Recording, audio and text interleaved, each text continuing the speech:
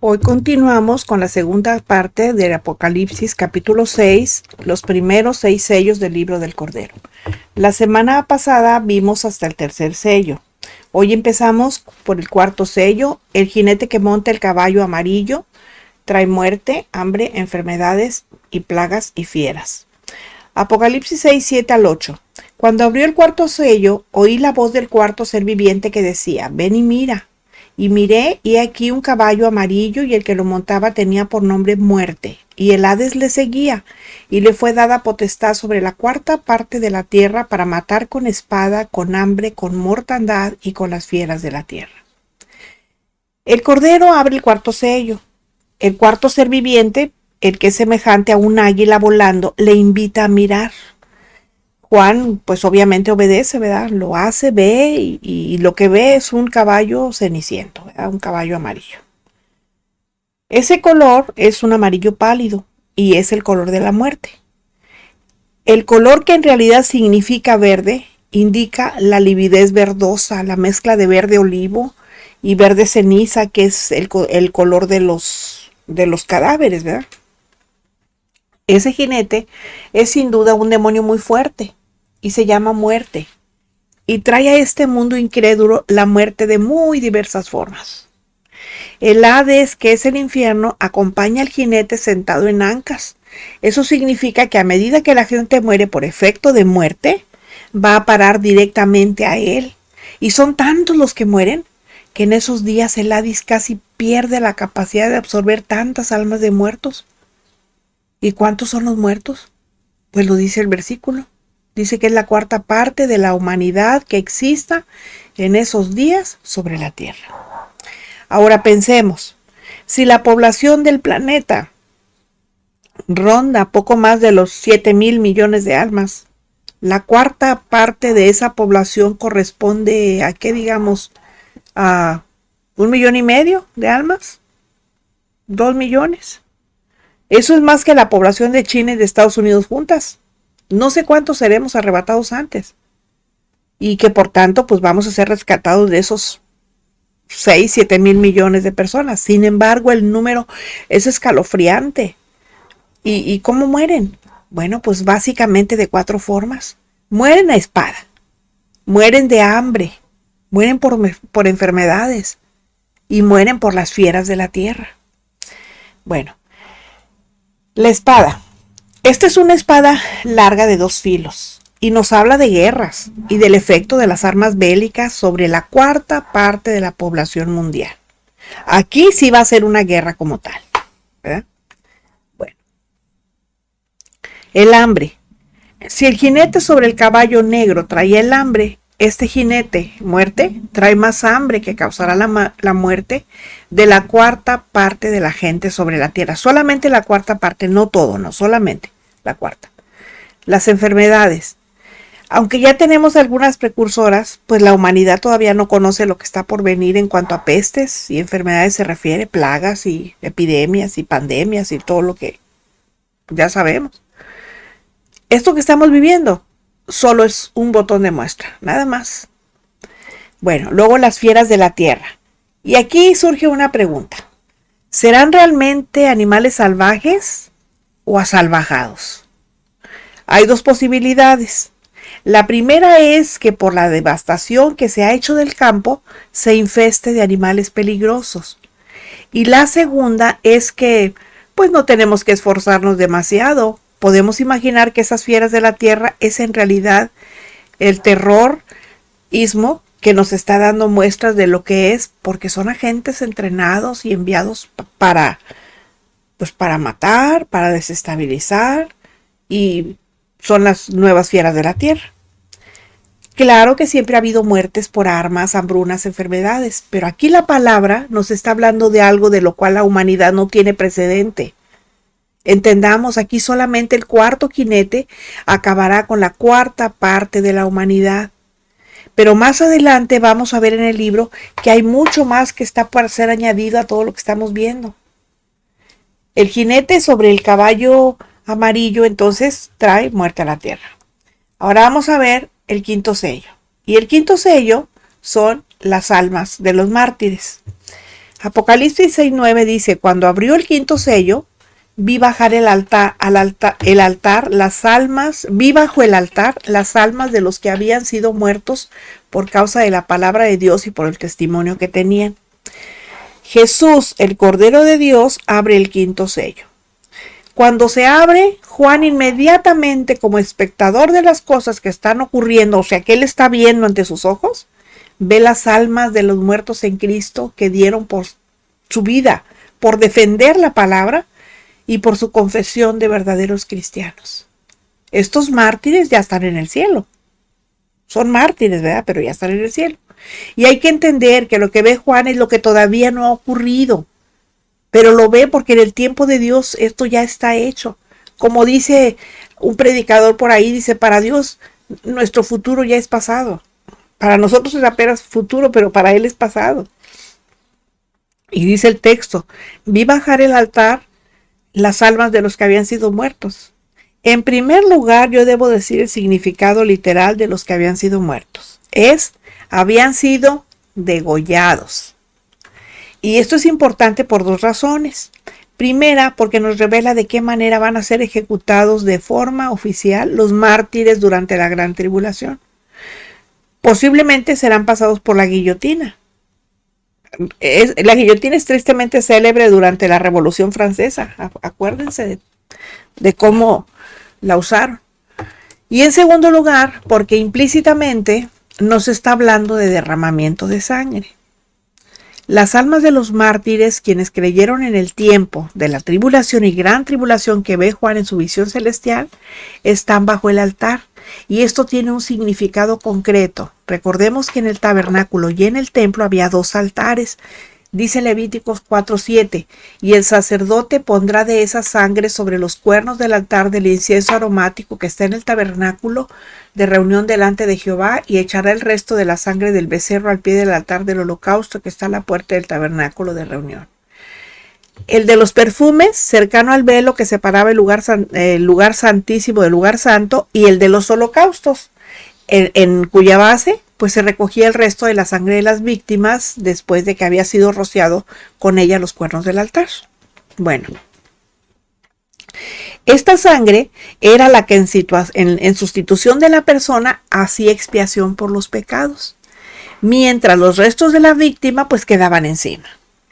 Ahora, no olvidemos que las almas de los mártires están bajo el altar. Y la explicación a todo esto es la siguiente. Génesis 9:4 dice que carne con su vida, que es su sangre, no comerán. O sea, la vida de la persona o del animal está en la sangre. Y aquí aparecen bajo el altar, como el altar del holocausto, ¿verdad? Las almas o las vidas correspondientes a los creyentes degollados.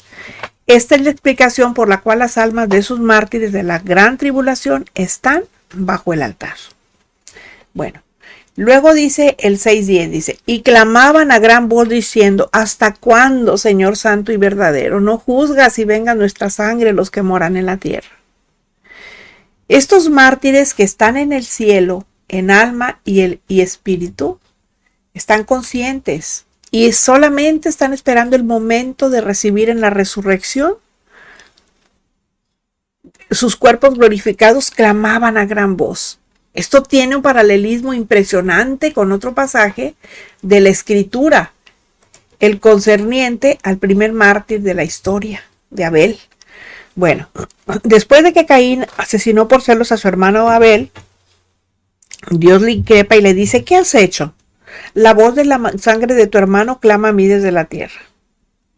Esas almas simbolizadas en la sangre se dirigen a Dios como al amo soberano Señor, que es santo para hacer justicia y es verdadero y fiel.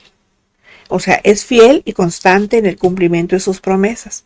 Y se dirigen a Él a fin de que haga juicio y vindicación, o sea, a fin de que vengue sus vidas cegadas por la persecución del anticristo y que acelere el triunfo total del Señor mediante la implantación del reino mesiánico milenario de Cristo tras la derrota total de sus enemigos. Las almas de los decapitados no claman por venganza personal.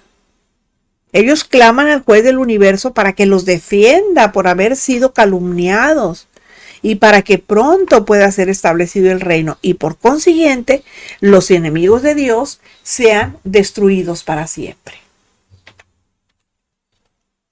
Bueno, en el tiempo real, cuando los mártires decapitados clamarán a Dios por justicia, el mal y los malvados dominarán sobre toda la tierra hasta que la ira de Dios se derrame a través de sus juicios. Bueno, es evidente que esos mártires son los de los primeros meses de la gran tribulación, o sea, de los 42 primeros meses, de los primeros 3 años y medio, antes de la venida en gloria del Señor Jesús. En el próximo capítulo vamos a ver más acerca de los mártires que van a conformar la gran multitud que dice el texto, de la cual no se podía contar. Bueno, Apocalipsis 6:11 dice, y se les dieron vestiduras blancas y se les dijo que descansasen todavía un poco de tiempo hasta que se completara el número de sus consiervos y sus hermanos que también habían de ser muertos como ellos. Aunque todavía no disfrutan totalmente de la gloria venidera hasta que se complete el número y obtengan sus cuerpos de gloria, sí se les da un anticipo. Las vestiduras blancas. Las vestiduras blancas simbolizan justicia y como son de Cristo, esas vestiduras pues las van a recibir de Él. Y esas vestiduras blancas que cada uno llevará confirman su salvación y se les dice que por un poco de tiempo, y se entiende de tiempo cronos, o sea, no kairos, de tiempo cronos, ¿verdad? O sea, del que se puede contar. Por un poco de tiempo descanse. Y ese descanso no es un simple descanso, porque literalmente van a disfrutar un descanso deleitoso y será hasta que se complete el número de sus consiervos y sus hermanos que también habían de ser muertos como ellos. Bueno, antes de ver esto, entendamos algo mejor. Fíjense, estamos en el contexto del tiempo de la gran tribulación. Posiblemente en los primeros meses de los últimos 3 años y medio, antes de la venida en gloria del Mesías a la tierra, para implantar el reino milenial. Para ese tiempo, hacen aproximadamente 3 años y medio que se produjo el arrebatamiento de la iglesia y la consiguiente resurrección de los muertos en Cristo. Toda la iglesia, o sea, cada miembro, ya tiene su cuerpo de gloria y está en el cielo. Para ese tiempo, ¿verdad? Ahorita todavía estamos aquí, pero para ese tiempo que les estoy hablando, ya estamos allá. Entonces van llegando también al cielo esos mártires de la gran tribulación que estaban en la tierra. Y son muchos. Y esos todavía no reciben sus cuerpos de resurrección.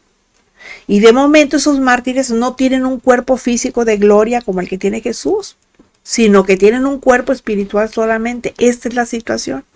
¿Hasta cuándo van a poder recibir sus cuerpos glorificados de resurrección?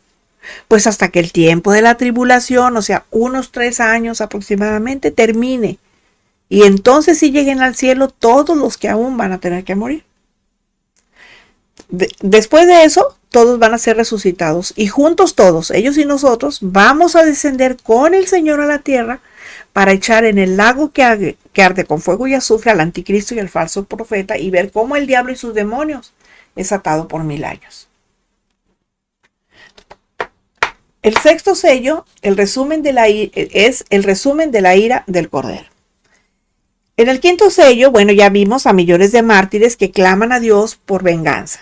Y el sexto sello es la respuesta de Dios a esas oraciones de los justos.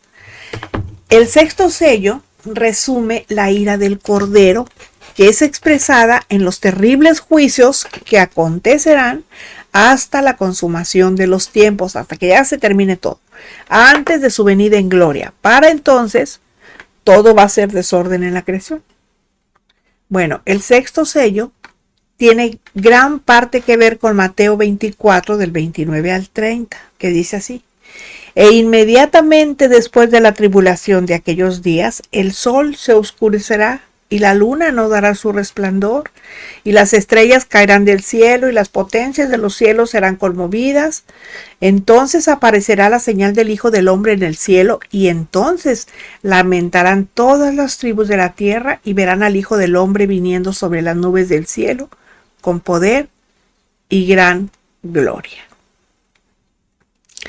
El sexto sello contienen los juicios de Dios justo después de la tribulación, justo antes de la venida del Señor. El profeta Isaías, 700 años antes de Cristo, ya había profetizado sobre estos hechos de juicio. Y eso lo podemos ver en Isaías 13, del 6 al 11. La Biblia enseña también que Dios es un Dios de orden. Pero a causa de la soberbia de los hombres que se constituyen sus propios amos y de la creación de Dios, desechando a Dios, el Señor les va a mostrar que esto no es así. Que si Él quita su mano de lo creado, el hombre es incapaz de sostenerlo. Dios ha soportado el mal a través de los tiempos para dar oportunidad a todas y cada una de las generaciones para que se arrepienta. Sin embargo, ya está llegando el momento en que la paciencia del Dios dará lugar a su justicia con el fin de instaurar esa justicia y su verdad en este mundo cuando vuelva Cristo como Rey y Señor. Es difícil entender la magnitud de los desórdenes y catástrofes que se van a producir en esos días que vienen. De verdad que sí es difícil. Vamos a ver Apocalipsis 6:12. Dice así: Miré cuando abrió el sexto sello, y he aquí hubo un gran terremoto, y el sol se puso negro como tela de silicio, y la luna se volvió toda como sangre. Imagínense los terremotos que hemos visto así, que han estado bien feos. Pues esto no va a ser comparado con esos. Aquí dice que el Señor abre el sexto sello, y Juan ve un gran terremoto que no es un terremoto cualquiera. Y este es un juicio para toda la tierra, porque este terremoto se extiende por toda la tierra y acarreará otras terribles consecuencias. Y cuando dice toda la tierra, pues es toda la tierra, ¿verdad? Y se produce poco después de que la Trinidad diabólica reúna a todos los gobernantes de la tierra y sus ejércitos en Armagedón para la pelea del gran día del Dios Todopoderoso. Y luego sigue diciendo el texto, dice que el sol se puso negro como tela de silicio. Eso gráficamente significa que el sol se puso negro como un saco áspero, un saco de duelo hecho con crines de cabras negras. Yo me supongo que raspaba. Bueno, Mateo 24:29 dice: e inmediatamente después de la tribulación de aquellos días, el sol se oscurecerá y la luna no dará su resplandor, y las estrellas caerán del cielo y las potencias de los cielos serán conmovidas. Como vemos, Jesús predijo que esto iba a ocurrir ¿cuándo? Pues después de la gran tribulación y justo antes de su venida en gloria. Bueno, recordemos que también lo profetizó Isaías 13:10 cuando dijo: y el sol se oscurecerá al nacer. O sea que no va a dar su resplandor. El profeta Joel, varios siglos antes de Cristo, también lo predijo. Joel 2:31 dice: el sol se convertirá en tinieblas antes que venga el día grande y espantoso de Jehová. Y en este contexto, el día de Jehová es cuando Jesús vendrá en gloria a derrotar y destruir a la bestia, a su falso profeta y a todos sus ejércitos. Cuando la luna se vuelve de color rojo, es por un eclipse total. Y el mismo profeta Joel profetizó al respecto y dijo: y la luna en sangre, antes que venga el día grande y espantoso de Jehová. Para que diga que es espantoso, pues es porque es espantoso, ¿verdad? Y como vemos, pues está en el mismo contexto que la oscuridad del sol, que será justo antes de la venida en gloria del Señor. Bueno, vamos ahora a ver el 6:13. Dice: y las estrellas del cielo cayeron sobre la tierra, como la higuera deja caer sus higos cuando es sacudida por un fuerte viento. Recordemos las palabras de Jesús en el Monte de los Olivos, que dijo: e inmediatamente después de la gran tribulación de aquellos días, el sol se oscurecerá y la luna no dará su resplandor, y las estrellas caerán del cielo y las potencias de los cielos serán conmovidas. Entonces aparecerá la señal del Hijo del Hombre en el cielo, y entonces lamentarán todas las tribus de la tierra, y verán al Hijo del Hombre viniendo sobre las nubes del cielo con gran poder y gran gloria. Evidentemente no se trata de las estrellas tal y como entendemos, porque las estrellas están a muchos años luz de distancia de la Tierra.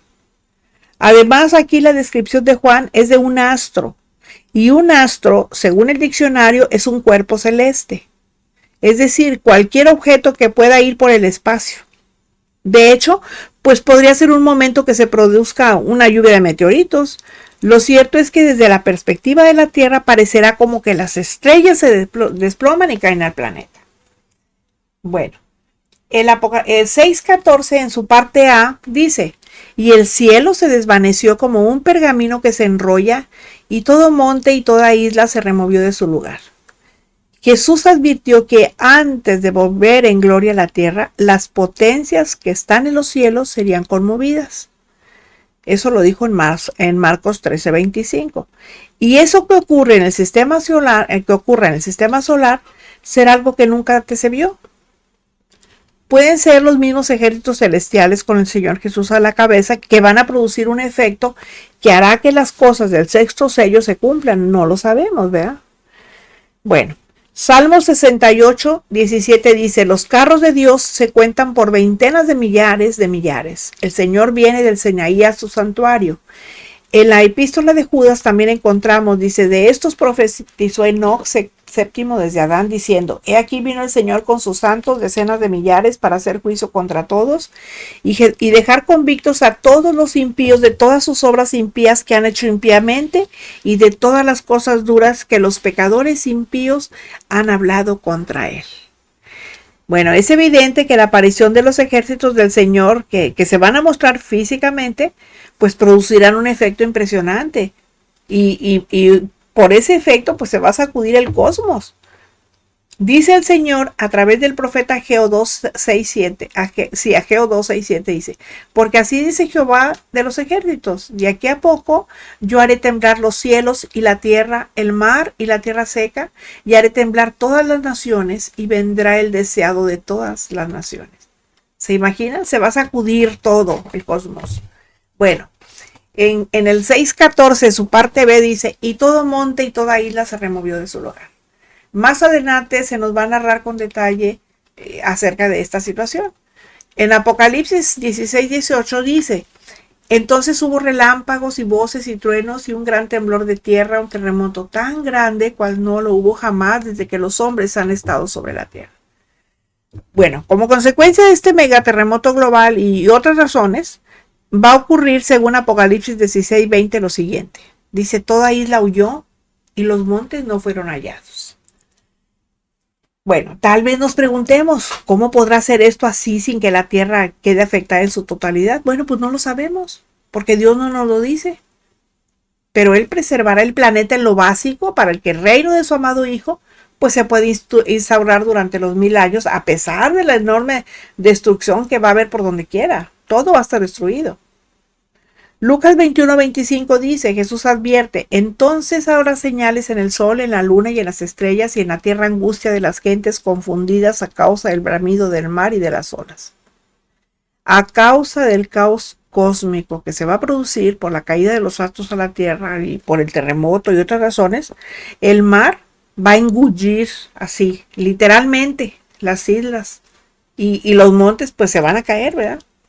Las islas se van a ir al mar, se las va a tragar el mar y los montes se van a caer. Bueno, pero luego viene un efecto sobre los hombres. Y los siguientes versículos que vamos a leer, pues nos van a describir los efectos que van a producir en las gentes sin Dios de ese periodo de la gran tribulación. Bueno, todas esas situaciones vamos a ver cuáles son los efectos que van a producir sobre los hombres. En el 6.15 dice: y los reyes de la tierra, y los grandes, los ricos, los capitanes, los poderosos, y todo siervo y todo libre, se escondieron en las cuevas y entre las peñas de los montes. Aquí estamos viendo 7 clases diferentes de personas que en este tiempo van a buscar inútilmente esconderse de Dios y de la ira del Cordero. Fíjese, dice los reyes. Eso está hablando de presidentes, de jefes de Estado, etcétera. Habla de los dignatarios, esos son los nobles, los ministros, los legisladores, los jueces. Y luego habla de los ricos o los magnates, o sea, pues son los potentados, ¿verdad? Habla de los jefes militares, pues ya sabemos que son los que están en la milicia. Los influyentes en la sociedad, como pueden ser los artistas, los comunicadores, los científicos, qué sé yo. La gente oprimida, pues ya sabemos quién es la gente oprimida. Y también los ciudadanos normales y corrientes, pues también ya sabemos quiénes son. O sea, es decir, todo el mundo, pues. Isaías 2, del 10 al 11, fíjense lo que dice. Métete en la peña, escóndete en el polvo, de la presencia temible de Jehová y del resplandor de su majestad. La altivez de los ojos del hombre será batida, y la soberbia de los hombres será humillada, y Jehová solo será exaltado en aquel día. Y se meterán en las cavernas de las peñas y en las aberturas de la tierra por la presencia temible de Jehová y por el resplandor de su majestad cuando él se levante para castigar la tierra. Fíjense, esto lo dijo 700 años antes de Cristo, Isaías. Eso que van a hacer estas gentes, él ya lo había dicho. Luego vemos la ira del Cordero, pero de nada les va a servir porque a donde se vayan, de ahí los va a sacar Dios. La ira del Cordero, aquí lo vemos en el 6:16, que dice, y escóndenos del rostro de aquel que está sentado sobre el trono y de la ira del Cordero. ¿Quién hubiera pensado que era posible hablar de la ira del Cordero? Pues ¿que no es el Cordero el más manso de los animales? Bueno, sí es el más manso, pero es la ira del amor despreciado, pisoteado una y mil veces, a pesar de haber llegado hasta lo último del sacrificio por nosotros. ¿Cuántas veces no se le ha despreciado? Y se le sigue despreciando. Mucha gente no quiere saber de él. Apocalipsis 6:17 dice, porque el gran día de su ira ha llegado, ¿y quién podrá sostenerse en pie? Ese día es el tan anunciado día del Señor. El gran día que abarca todo el juicio de Dios contra la humanidad rebelde durante el periodo de la gran tribulación y que culmina con la aparición de Cristo. El día en que Jesús, el león de la tribu de Judá, vuelve a esta tierra a herir con la espada que sale de su boca a las naciones rebeldes para regirlas con vara de hierro, porque Él es quien pisa el lagar del vino del furor y de la ira del Dios Todopoderoso, dice Apocalipsis 19:15. Bueno, este es un aviso claro para toda la humanidad. Es un llamado para que se arrepienta y se vuelva a Cristo, porque los juicios de los que habla este libro vienen. Nadie los va a poder detener porque es palabra del Señor, y lo que Él dijo se va a cumplir. El Señor nos bendiga. Nos escuchamos la próxima.